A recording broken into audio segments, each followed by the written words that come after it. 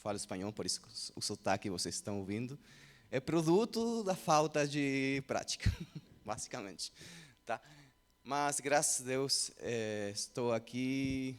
Deus tem permitido, no último tempo, estar tendo a grande possibilidade, também a honra, de estar morando e trabalhando junto com o Arthur.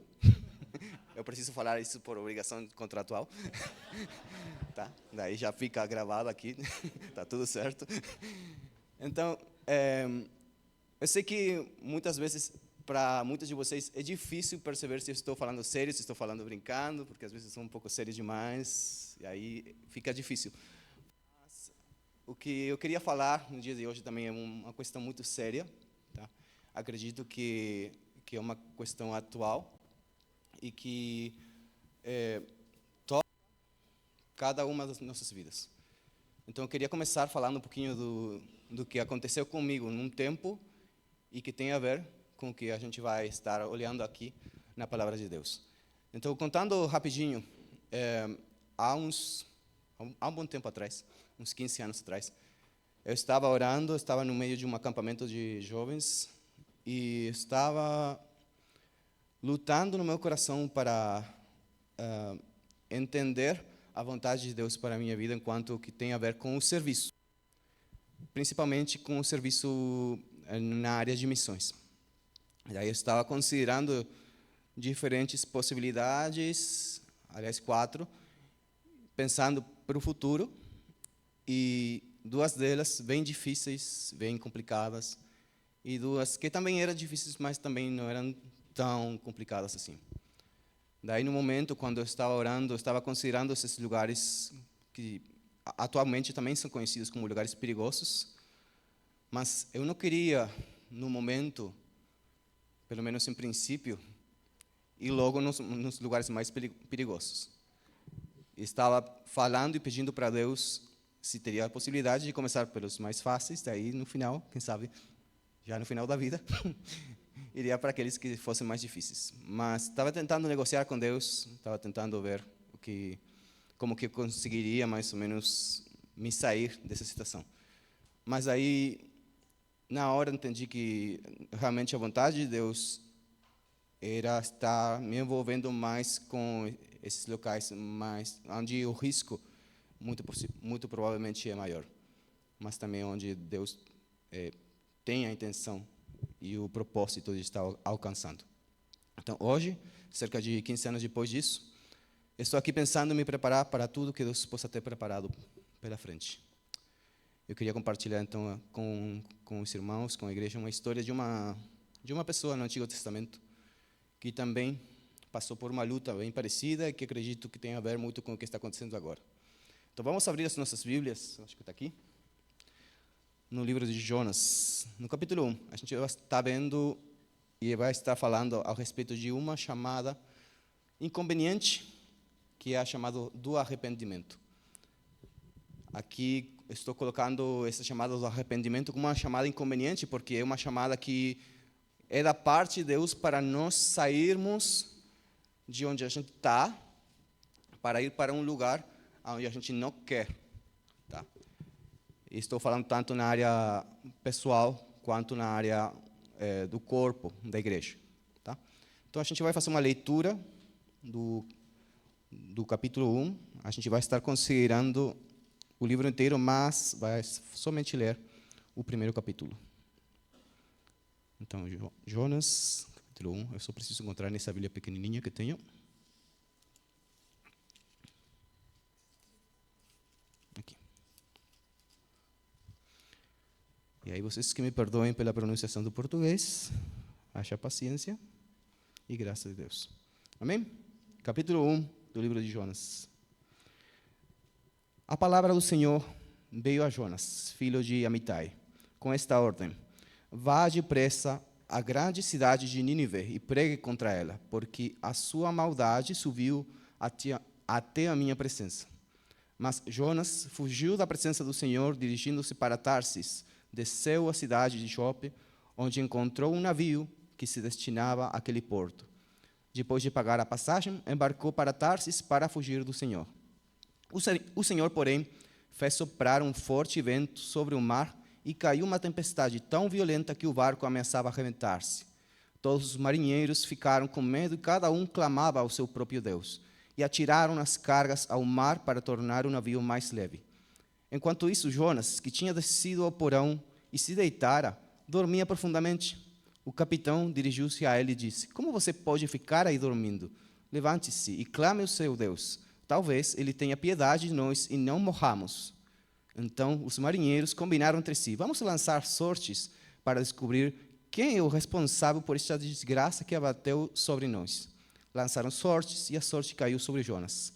Por isso lhe perguntaram: Diga-nos, quem é o responsável por esta calamidade? Qual é a sua profissão? De onde você vem? Qual é a sua terra? A que povo você pertence?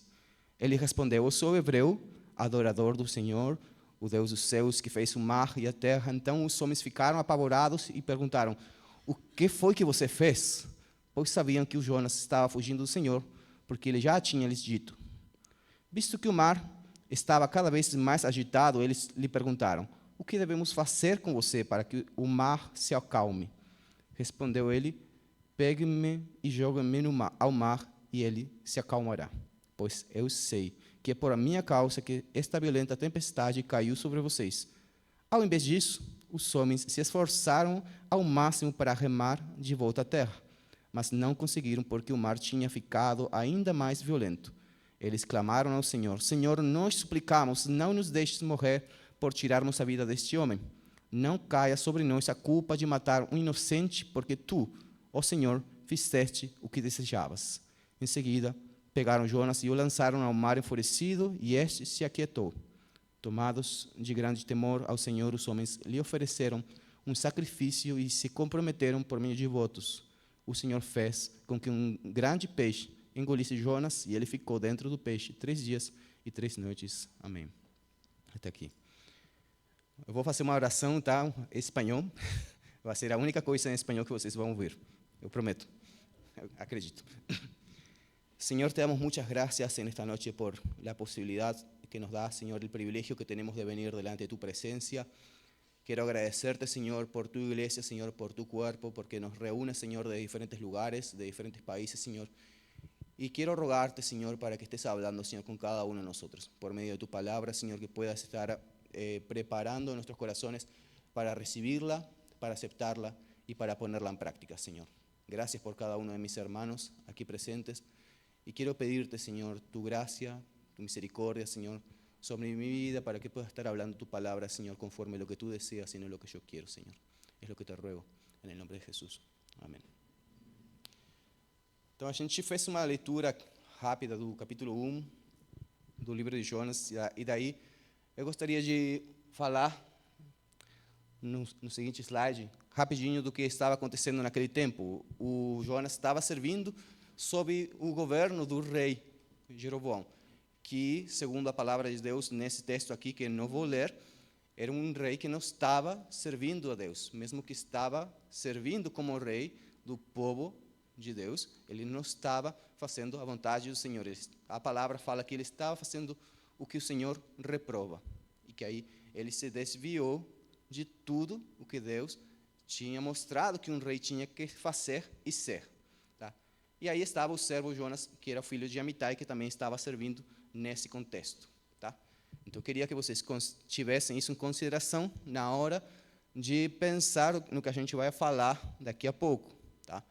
No seguinte, a gente se encontra também que o livro de Jonas, de modo geral, é um livro que tem muito mais a ver com teologia do que com profecia realmente. Tá?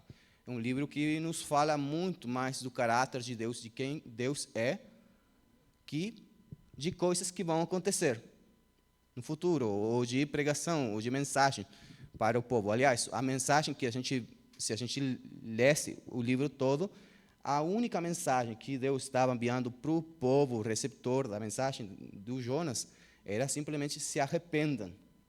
Daqui a 40 dias vocês vão ser destruídos. Essa era a única mensagem. Então, a questão profética, a questão da mensagem, é muito mais, o livro de Jonas está falando muito mais do caráter de Deus do que a mensagem de Deus era para aquele povo. Tá? O livro está cheio de sátira, está cheio de e funciona de uma maneira que muitas vezes usa de comparações, tá? Comparando muitas vezes o que o Jonas estava fazendo com a reação das pessoas que estavam ao redor do Jonas. Muitas vezes se acaba comparando o coração do profeta, do homem de Deus, com a reação das pessoas que estavam ao seu redor. E muitas vezes se acaba mostrando como que diferentes pessoas reagem. E daí eu queria ver rapidinho como isso tem a ver com o chamado de Deus. Um chamado que, para nós, se torna muitas vezes inconveniente, não somente pelo fato de que temos que ir lá fora chamar arrependimento às pessoas, mas também porque muitas vezes nós mesmos temos que nos arrepender de muitas coisas que estamos fazendo errado. Daí, falando um pouquinho do contexto do povo, que era o receptor daquela mensagem, tem um autor, que é no seguinte slide, que está falando nesse artigo aí, que o império neo-assírio, que era o império que estava regindo naquele tempo, era um império muito, muito cruel, terrível, aliás. E um dos reis daquele império, ele escreveu no livro de história dele, que, assim, o seguinte: eu derrubei 50 dos seus guerreiros, eu queimei 200 prisioneiros deles, 200 prisioneiros de guerra, tá? Vão pensando no contexto do que está acontecendo atualmente. Eu derrotei em uma batalha na planície 332 soldados. Eu levei cativos e posses deles. Cortei as cabeças dos seus combatentes e construí com ela uma torre diante da sua cidade. Eu queimei seus meninos e meninas adolescentes. Então, tanto naquele tempo quanto no presente, o povo no mundo, de modo geral, aqueles a quem a gente está levando a mensagem de arrependimento, é um povo que tem uma característica, que está não somente simplesmente longe de Deus, mas que está agindo de uma forma terrível. Tá? Que a gente olha para o contexto do que está acontecendo atualmente no conflito entre a Israel e a Palestina, a Gaza, o Hamas e tal, e todas as coisas apontam para um povo que está distante de Deus. Eu não estou defendendo um ou outro, estou dizendo que o arrependimento a mensagem de arrependimento tem que chegar para os dois. Então, a gente está indo para o próximo, e daí a gente vai pensar um pouco a respeito do que o texto está realmente falando. Então, Jonas, no capítulo 1, versículo 1 ao 2, está falando o seguinte, e está marcado aqui no texto: vá depressa à grande cidade de Nínive e pregue contra ela. Então, o Jonas recebeu uma mensagem muito simples, mas uma mensagem que era urgente. Ele precisava ir logo. Ele precisava sair de lá onde estava e levar essa mensagem. A palavra de Deus foi clara: vá depressa àquela grande cidade. Leva essa mensagem, e é muito importante, pois do contrário haveria consequências. Daí a gente vê como que os grandes pecadores deste mundo são chamados ao arrependimento. Naquele tempo, aqueles grandes pecadores do Império Novo Assírio eram chamados ao arrependimento, e atualmente também. Nós temos a tarefa de chamar a todos, grandes e pequenos pecadores, pequenos entre aspas, ao arrependimento. Aqueles que não se consideram grandes pecadores também são chamados ao arrependimento. Como lá em Romanos 3:23 está falando que todos pecaram e estão destituídos da glória de Deus. Então, esse chamado não é somente para os exércitos do Hamas, não é somente para os exércitos do Israel, é também para as pessoas que estão aqui fora, é para os políticos do meu país, para os políticos do país de vocês aqui no Brasil, é para pessoas de diferentes estratos, diferentes condições e diferentes tipos de pecados. Para todos, há um chamado que a gente tem a responsabilidade de levar, um chamado de arrependimento, um chamado que para nós vai se tornar muitas vezes inconveniente, porque vamos ter que chegar com as pessoas para falar: se vocês precisam se arrepender do mal que estão fazendo. Vocês precisam realmente mudar. Vocês não têm como continuar assim, porque haverá consequências. Consequências inevitáveis. Então, A gente tem o mesmo chamado que o profeta Jonas teve naquele tempo, de ir lá fora e também aqui de levar esse mensagem de arrependimento. Então, possivelmente já mostrei. Não, está indo muito rápido. Ainda não cheguei aí. Então, o texto lá em Romanos fala que todos pecaram e estão destituídos. Então, não estamos falando de alguns, não estamos falando que há mais pecado ou menor pecado. É todos e cada um de nós e dos que estão lá fora precisamos desse chamado de arrependimento. E agora sim, pode ir para lá. Devemos, então, como aplicação, ensinar a todos que eles devem se arrepender sem importar quem for. Tá? Então, estamos pensando que tem muitas pessoas que a gente tem a possibilidade de chegar e falar facilmente a respeito das coisas que a gente tem confiança para falar que eles estão fazendo errado. Isso não se torna uma grande dificuldade. Aliás, aqui dentro do contexto de igreja, é muito mais fácil para nós falar disso, com confrontação, discipulado e tal. Mas nem sempre, onde Deus está nos enviando, essa tarefa vai ser fácil. Tá? Por exemplo, vamos ver rapidinho, o versículo 11, do versículo 11 ao 13. Os marinheiros estavam lá, tá? Os marinheiros estavam no navio, tá? Daí, o Jonas já estava fugindo. Para quem não conhece a história, o Jonas fugiu do chamado de Deus. Ele saiu na direção contrária, completamente oposta de onde Deus tinha o chamado, tá? Daí ele estava num navio e ele chegou lá e o texto, eu vou explicar essa parte daqui a pouco, mas é muito engraçado, tá? Os marinheiros que estavam lá no navio, eles também ouviram o que Jonas tinha a falar. A mensagem não era para eles. Eles simplesmente se desligaram daquilo que ouviram. Então, eles não perguntaram a Jonas como que eles poderiam se reconciliar com esse Deus, com o Deus criador dos céus e da terra. Jonas já tinha falado para eles, porque o texto assim fala, que ele estava fugindo do Senhor. E depois explicou os motivos e tudo o que estava acontecendo. Mas eles não relacionaram esse chamado de arrependimento com a própria vida. Pensa, tá, é um chamado para o outro, para aqueles do Império Neo-Assírio, não para nós. A gente não precisa se arrepender. Daí, muitas pessoas que estão longe de Deus, eles não têm o interesse realmente de se relacionar com o Senhor. Esses marinheiros, o único interesse que eles tinham no momento era simplesmente não sofrer as consequências e se afundar no fundo do mar junto com o profeta. Daí eles estavam procurando o quê? A solução para eles se saírem dessa situação difícil. Eles não estavam pensando na mensagem que o profeta estava levando para aquele povo. E como essa mensagem também tinha uma aplicação para a vida deles. Dá para entender? Eles não se ligaram com isso. Eles queriam se sair da situação do navio que estava afundando. Tá? Daí a gente muitas vezes pensa em muitas pessoas que também, no presente, infelizmente, não têm um interesse em se relacionar com o Senhor, e sim, o interesse delas é ou se salvar do inferno, no melhor dos casos, ou receber algum benefício da parte de Deus. E muitas vezes, os nossos lugares de reunião ficam cheios de pessoas, mas nem todos estão realmente buscando um relacionamento genuíno com Deus. E muitas vezes vêm até Cristo, até Deus, com o único intuito de buscar se sair de uma situação ruim, de se livrar das consequências do pecado, sem ter um relacionamento com Deus, de fato.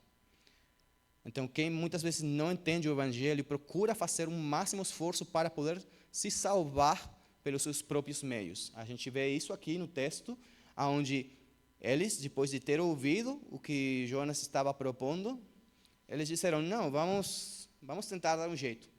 A gente vai encontrar uma forma de se salvar. Eles sabiam que o Jonas estava fugindo do Senhor, tá? Daí, ao invés deles falarem, então vamos te levar de volta onde que tu precisa realmente estar, não, eles falaram, não, a gente vai remar mais forte, tá? A gente vai dar um jeito, não se preocupa. A gente consegue, pelas nossas próprias forças, por nosso esforço, se livrar não somente das consequências da tua desobediência, mas também se livrar do compromisso que tu tens com o Senhor. E muitas vezes nós agimos da mesma forma. Nós que conhecemos a vontade de Deus, acabamos muitas vezes tentando encontrar soluções àqueles conflitos inevitáveis da nossa vida, o chamado de Deus a ir lá fora e anunciar o Evangelho, e tentamos muitas vezes preencher, dar o checklist das coisas com outras atividades e encontrar soluções para esses problemas que muitas vezes a gente criou e tem a intenção de encontrar a solução para isso, tá? Então, como segundo ponto aqui, a gente não deve escolher um lado ou outro. Simplesmente a gente precisa escolher o lado de Deus. Para que eu coloquei isso? Eu coloquei isso principalmente tendo em consideração o que está acontecendo agora. Acredito firmemente que a gente não tem que necessariamente estar escolhendo um lado ou outro, mas tem o lado de Deus, que é o lado que Deus está chamando a todos para se arrependerem. Falando especificamente do conflito, da guerra, tanto o Hamas precisa reconhecer Deus como o verdadeiro Deus, e o povo de Israel precisa então se arrepender muitas vezes por conflitos que eles mesmos criaram e que eles estão trazendo sobre uma população que nem todos eles são realmente terroristas. Então, acredito que temos que ter a coragem de falar essas coisas e de escolher realmente o lado de Deus, o lado da paz, o lado que procura restabelecer as relações, o lado que procura, então, cuidar daqueles que são indefesos, daqueles que estão realmente tentando sobreviver, de crianças que estão dos dois lados sofrendo, de famílias que estão sendo quebradas.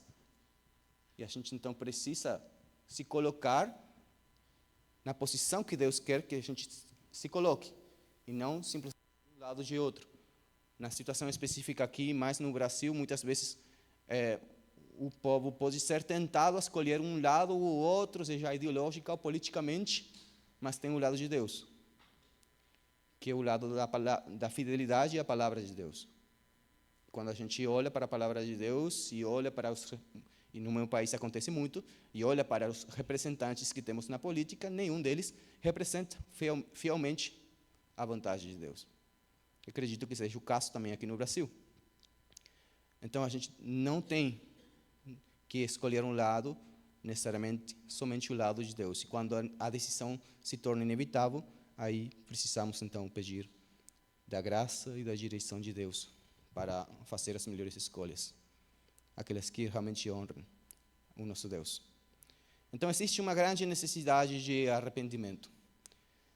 Precisa se arrepender tanto aquele que comete pecado sexual, que a gente tanto encontra na nossa realidade presente, quanto aquele que abusa de poder político.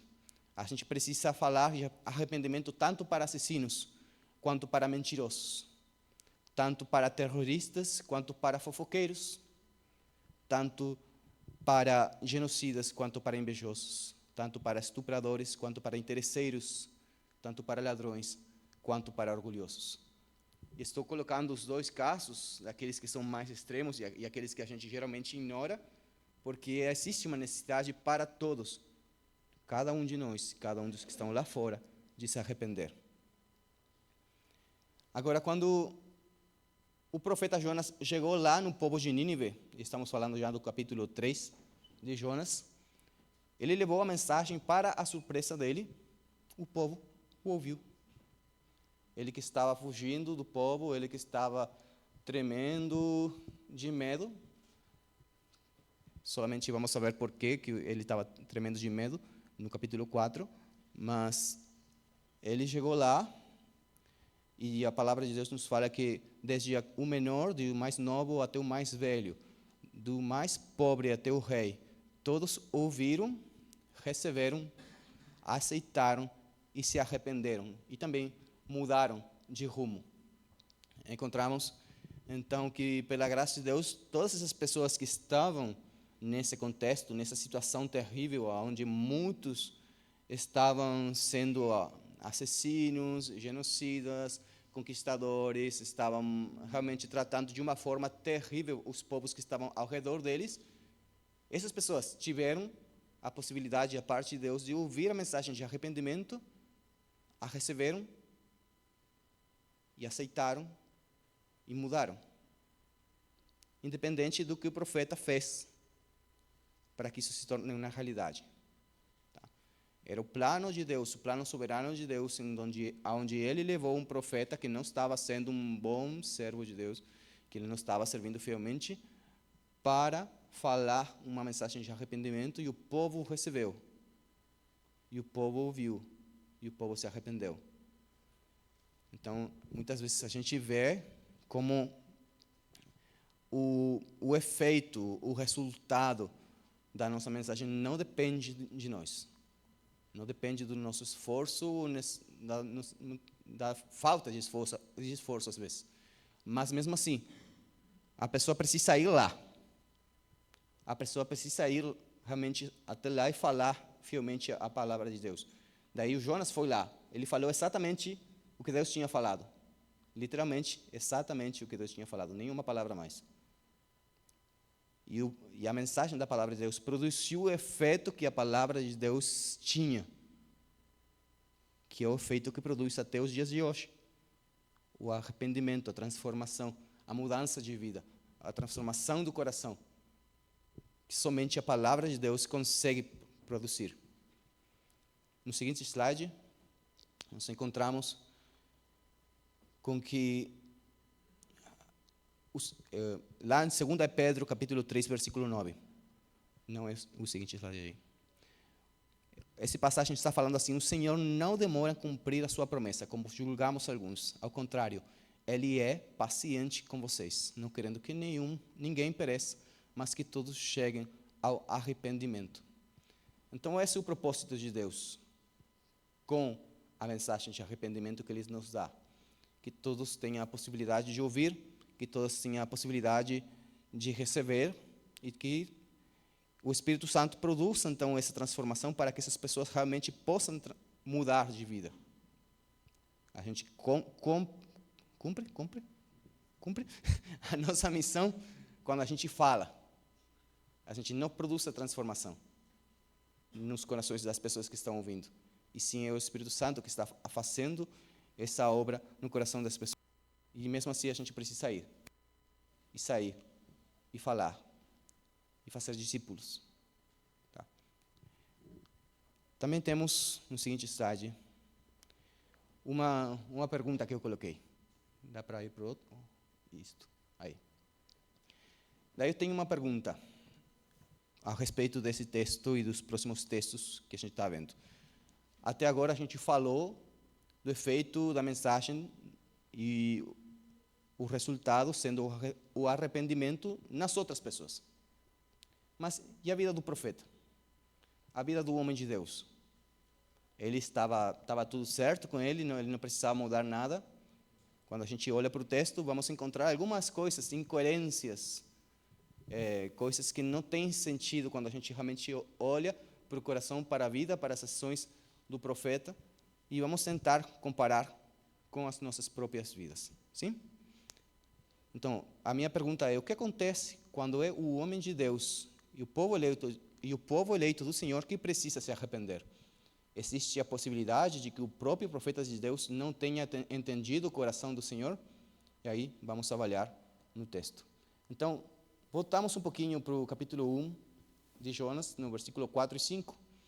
Temos uma comparação muito interessante.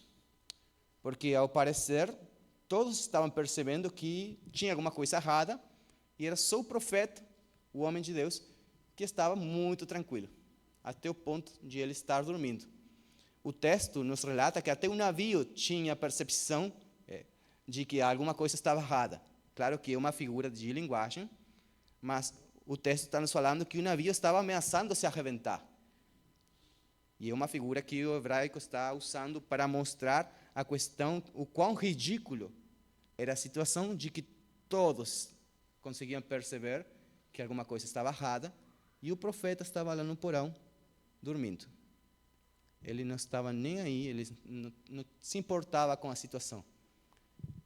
Muitas vezes a gente, infelizmente, também chega em situações parecidas. Não estou dizendo que todos estamos nessa situação, mas muitas vezes estamos vendo coisas que estão acontecendo no mundo ou nas nossas próprias vidas, nas nossas comunidades, e a gente percebe que estão erradas, ou às vezes até a gente tenta ignorar essas situações. Todo mundo percebe que alguma coisa está errada, e a gente tenta ignorá-las. Que isso não aconteça nas nossas vidas, assim como aconteceu na vida do Jonas. Na sequência, no versículo 9 e no versículo 10, eles perguntaram para o Jonas de onde que você é. Aí ele, vou falar uma palavra, tá, que ele é um pouquinho cara de pau, tá? Não sei se em português tem a força que no espanhol, mas ele foi lá e falou: eu sou hebreu, adorador do Senhor.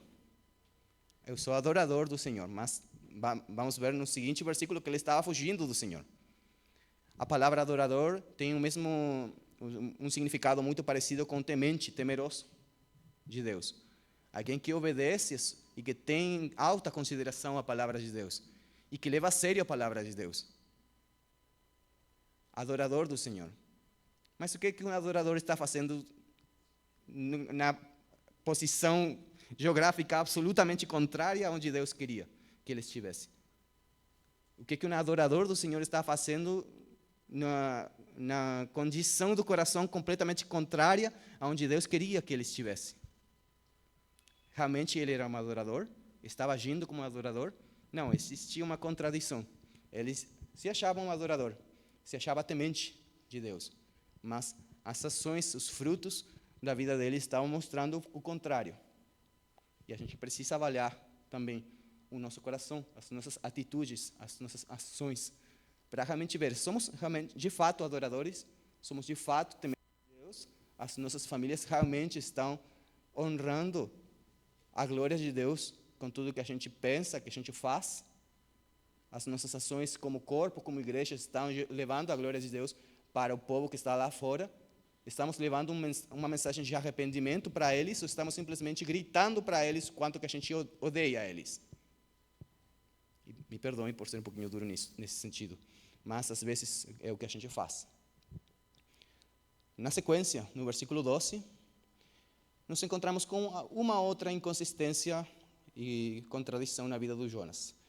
Ele falou assim: peguem-me e joguem-me ao mar, e ele se acalmará, pois eu sei que é por minha causa que esta violenta tempestade caiu sobre vocês. E de novo, o homem de Deus, o profeta de Deus, que sabia exatamente o que ele precisava fazer para que aquela situação mudasse e que as coisas realmente se resolvessem, ele preferiu uma opção alternativa. Eu não vou aceitar que eu estou errado, eu não vou aceitar que estou indo na direção contrária da vontade de Deus, eu vou tentar dar um jeito. Me jogue no mar. Preferia arriscar a própria vida se jogando no mar, a obedecer à vontade clara de Deus.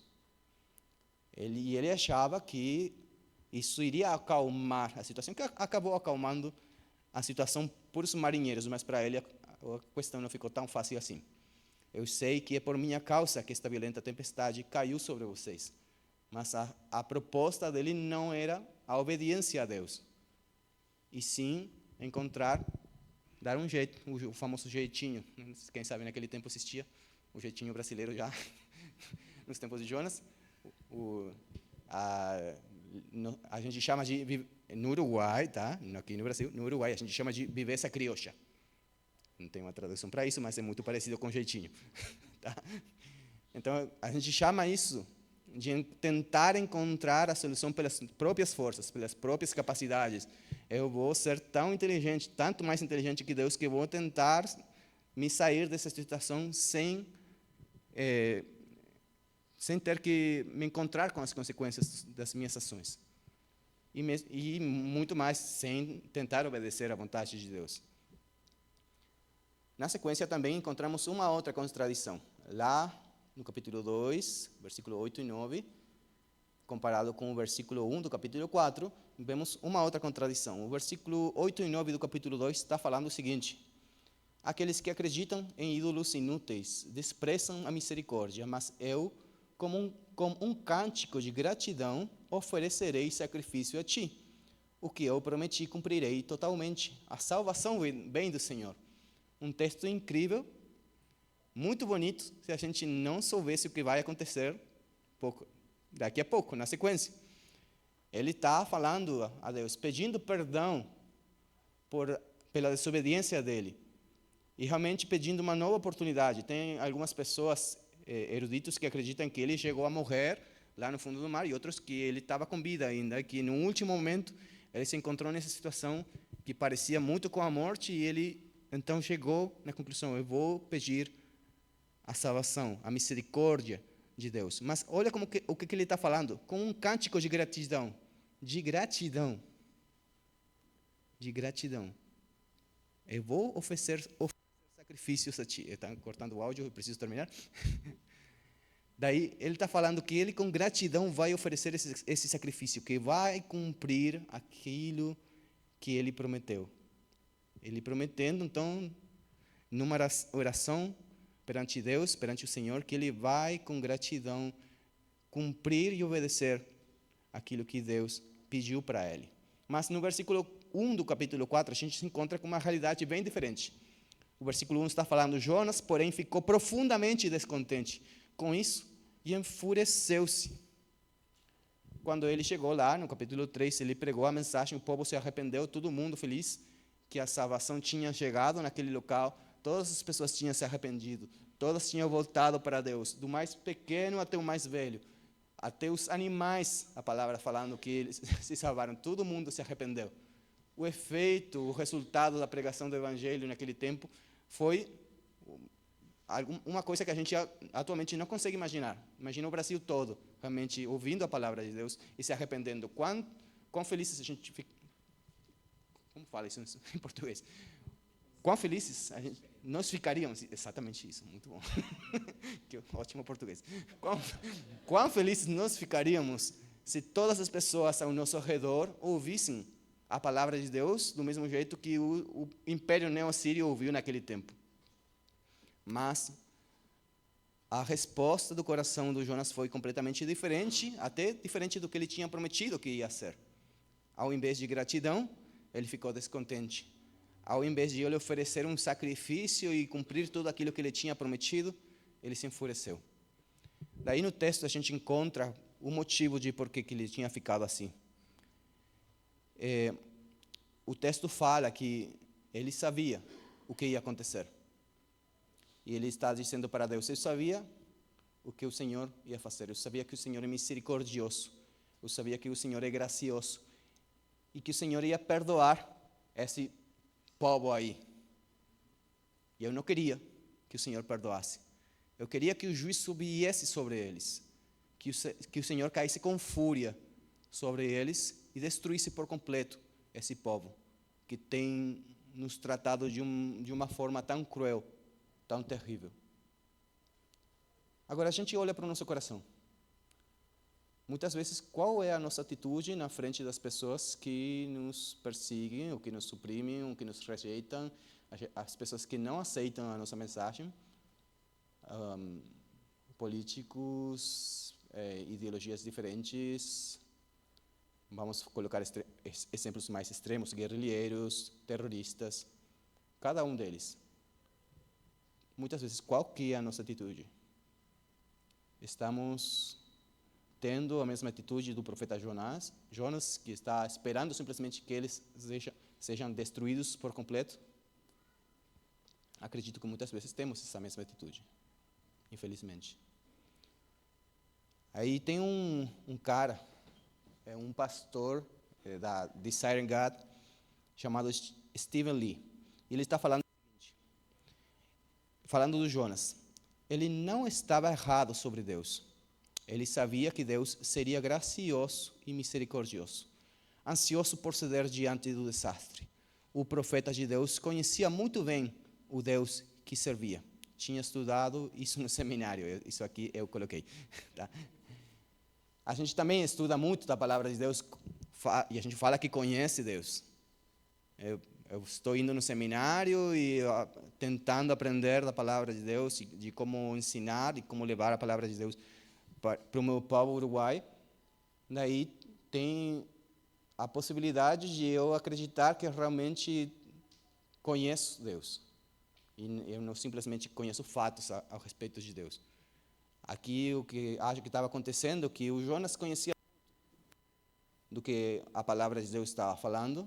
Ele tinha estudado bastante, ele era um profeta, um pregador da palavra de Deus, alguém que ensinava o povo a respeito da palavra de Deus. Mas o Stephen Lee fala o seguinte: o problema era que o Jonas não compartilhava do coração de Deus. Ele estava ansioso por retribuição, vingança e julgamento. Ele queria ver o povo de Nínive queimar pela opressão de Israel. O fato de que isso aconteceu com Jonas não quer dizer que não aconteça conosco, né? E muitas vezes vejo nas atitudes do meu coração o desejo de encontrar justiça pelas próprias mãos, de almejar a destruição daqueles que eu acredito que estão sendo o motivo da infelicidade do mundo. E quando eu olho para essa situação da guerra, e muitas vezes quando eu olho para pessoas adultos que estão abusando do poder, estão matando crianças, estão fazendo de tudo em qualquer país do mundo, o meu anseio por justiça não se manifesta numa oração perante Deus para que Deus faça justiça, e sim um pedido da minha parte de que não exista misericórdia, que não exista graça. Mas será que esse é o coração de Deus? Será que essa é a vontade de Deus para todos? A palavra de Deus nos ensina muito diferente disso. Na sequência, no capítulo 4, versículos 3 e 4, diz assim: agora, Senhor, tira a minha vida, eu imploro, porque para mim é melhor morrer do que viver. O Senhor lhe respondeu: você tem alguma razão para essa fúria? E eu vou ler um texto rapidinho aqui, com a seguinte pergunta: como está o seu coração? Muitas vezes, assim como Jonas, todos ao nosso redor podem ver que há algo errado conosco, mas só eu não consigo ver. Descemos para o porão para dormir. Gostaríamos de acreditar que somos pessoas tementes a Deus, mas a realidade é que estamos fugindo da sua vontade. Muitas vezes até sabemos qual seria a melhor forma de sair da nossa terrível situação, mas queremos tentar encontrar a nossa própria solução para o nosso problema. Reunimos-nos na igreja para falar sobre o perdão e a salvação para todos os seres humanos e cantamos em gratidão por essa salvação. Mas ficamos infelizes quando percebemos que Deus se propôs a salvar alguém que não julgamos digno do nosso amor. Não estamos errados sobre Deus. Nós o estudamos bem. Nosso problema é que não compartilhamos o coração de Deus. Assim como Jonas, às vezes também preferiríamos morrer, em vez de viver o que Deus preparou para nós. Às vezes preferimos morrer a falar com um determinado grupo de pessoas. Às vezes preferiríamos morrer a ir para uma determinada parte da cidade. Se ouvíssemos o chamado de Deus, teríamos que abrir nossas portas para pessoas inconvenientes. Teríamos que abrir o coração para ouvir palavras inconvenientes, que tentariam nos tirar do estado de apatia diante da vontade de Deus para nossas vidas. Deveríamos estar dispostos a pedir perdão por termos criado divisões e guerras ao escolher um lado que não é o lado de Deus. Daí eu queria terminar com esse versículo que se encontra lá, em 1 de João, capítulo 1, versículo 9, que fala o seguinte: se confessarmos os nossos pecados, Ele é fiel e justo para perdoar os nossos pecados e nos purificar de toda justiça. E eu termino com uma última pergunta: o que a gente vai fazer? O que a gente vai fazer com esse chamado? esse chamado inconveniente ao arrependimento. Um chamado que a gente tem não somente para ir lá fora e falar de arrependimento, mas um chamado que a gente tem que se confrontar a si mesmo com esse chamado de arrependimento. O livro de Jonas não é somente uma história que fala a respeito da evangelização de uma região e uma evangelização com sucesso. Fala muito mais do caráter de Deus e fala muito mais do arrependimento do homem de Deus, do servo de Deus, do povo de Deus. Então, esse chamado inconveniente para o arrependimento é para cada um de nós também. Essa mensagem é, em primeiro lugar, para mim mesmo, mas, se pela graça de Deus, essa mensagem chegou em algum de vocês, a minha oração é que a gente tenha a mesma atitude do povo de Nínive. E que a gente ouça, que a gente receba, que a gente aceite, que a gente permita o Espírito Santo produzir uma transformação nas nossas vidas.